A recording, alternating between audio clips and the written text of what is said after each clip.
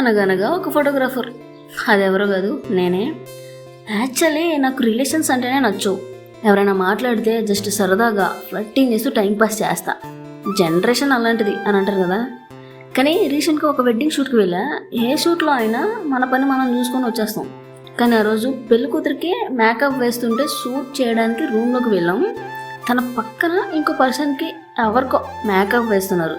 ఎవర్రా అని చూస్తుంటే మేకప్ మ్యాన్ అడ్డుగా ఉండడంతో సరిగ్గా కనిపించట్లా.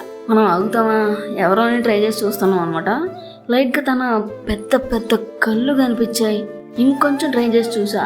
వాళ్ళ మాటల మధ్యలో తన నవ్వు అండ్ తన వాయిస్ వినిపిస్తుంది, కానీ తను మాత్రం కనిపించట్లేదు. పెళ్లి కూతురికి అయితే మేకప్ సూట్ అయిపోయింది, ఇంకా బయటకు వచ్చేసాం. అయినా మనం వదులుతామా? బయటే నుంచొని వెయిట్ చేస్తున్నా, ఎలాగో రూమ్ నుంచి బయటకే వస్తుంది అని చెప్పేసి.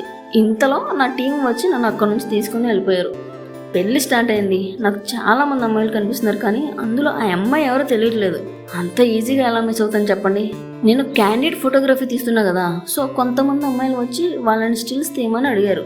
అంతమంది అమ్మాయిల్లో తనని ఎలా కనిపెట్టావరా, అట్లీస్ట్ ఫేస్ కూడా చూడలేదు కదా అని అనుకుంటారు కదా. అదే కదా మామ మ్యాజిక్. ఒక అమ్మాయి వచ్చి స్టిల్స్కి నుంచింది. ఎందుకో తెలీదు, తన ఐస్ని చూస్తే తనేనేమో అనిపించింది. బట్ స్మాల్ డౌట్ అనమాట. సరే అని చెప్పేసి తనకి ఒక పోస్ట్ చెప్పి స్మైల్ అని కెమెరా పట్టుకొని క్లిక్ చేస్తున్నప్పుడు తన స్మైల్ చూసి తనే అని తన స్మైల్ జూమ్ చేసి మరీ చూసా. రూమ్లో తన స్మైల్ నాకు ఎలా కనిపించిందో సేమ్ అలానే ఉంది. కెమెరా స్లోగా దించుతూ తననే చూస్తుంటే హలో హలో అని తను నన్ను పిలుస్తున్నప్పుడు తన వాయిస్ విని ఇంకా నేను ఫిక్స్ అయిపోయా, తనే తినా అని చెప్పేసి.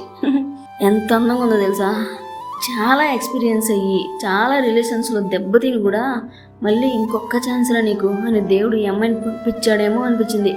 నీకు ముదిరిది నానా అని అంటారు కదా.